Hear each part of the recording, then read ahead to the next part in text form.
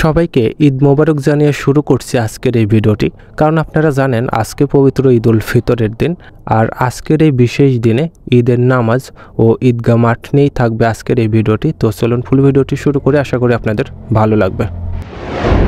আসসালামু আলাইকুম বন্ধুরা, কেমন আছেন সবাই? আশা করি ভালো আছেন, আমিও ভালো আছি। আপনারা জানেন আজকে পবিত্র ঈদ উল ফিতরের দিন, আর এর জন্য আমরা সকাল সকাল গোসল করে রেডি হয়েছি। আর রেডি হওয়ার পর বের হয়েছি ঈদগাহ মাঠে যাওয়ার জন্য। আর এর আগে কিন্তু অবশ্যই আমরা একটু মিষ্টি মুখ, বিশেষ করে সেমাই খেয়ে নিয়েছি। তবে বেশ কয়েক মিনিট অপেক্ষা করার পর অবশেষে আমরা রতন মামার গাড়িতে করে মাঠের দিকে রওনা দেই।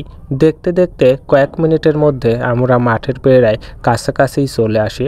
আর তারপর আমরা এভাবেই মাঠে প্রবেশ করি ছোট ভাইকে সঙ্গে নিয়ে। অনেকের জানার সুবিধার্থে বলে রাখছি, আমি এখন যে মাঠে প্রবেশ করলাম এটি হলো যশোমন্ত দুলিয়া গ্রামের কেন্দ্রীয় ঈদগাহ মাঠ।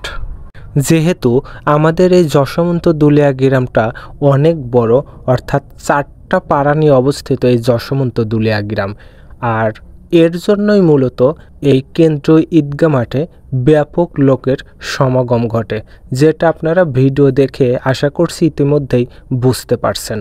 যেহেতু 4টা পাড়া থেকে লোক এসে এই ঈদগাহ মাঠে নামাজ আদায় করবে, এর জন্য মূলত নামাজের সময়টাও কিন্তু একটু স্বাভাবিকের তুলনায়, অর্থাৎ আশেপাশের যে মাঠে নামাজ আদায় হয় তার থেকে একটু বাড়িয়েই দেওয়া হয়। যেমন এবছর আমাদের ঈদ উল ফিতরের জামাত আদায় হয়েছে কিন্তু 9:30। যাই হোক, অনেক কথা বলে ফেলছি, এবার একটু মাঠের গল্পে আসি। যেহেতু এখানে জামাত শুরু হয়েছিল, জামাত ছিল আর কি 9:30, এর জন্য জামাতের আগে কোরআন ও হাদিস থেকে প্রথমে আলোচনা হয়। আলোচনার পর 9:30টায় জামাত, জামাতের পর খুতবা, খুতবার পর টাকা কালেকশন হয়, আর এরপর শুরু হয় মোনাজাত। যেহেতু ঈদের নামাজের মোনাজাত, সেহেতু মোনাজাতটা একটু বিশেষ গুরুত্ব নিয়েই করা হয়। আর এই মোনাজাতের পর আসে আমাদের বাঙালির, আমাদের মুসলিমদের চিরাচরিত বৈশিষ্ট্য কোলাকুলি, অর্থাৎ পরিচিত সবার সাথে ভালোবাসা বিনিময়। যাই হোক, সর্বশেষে পরিবারের জন্য কিছু কেনাকাটার মধ্যে দিয়ে আজকের ভিডিওটি এখানেই শেষ করব। শেষ করার আগে যে কথাগুলো না বললেই নয়, কোনো ভুলভ্রান্তি হলে অবশ্যই ক্ষমা সুন্দর দৃষ্টিতে দেখবেন। ভিডিওটি ভালো লাগলে লাইক, কমেন্ট, শেয়ার করবেন। আর নতুন হিসেবে আমাকে সাপোর্ট করতে চ্যানেলটি সাবস্ক্রাইব অথবা ফলো দিয়ে পাশে থাকবেন।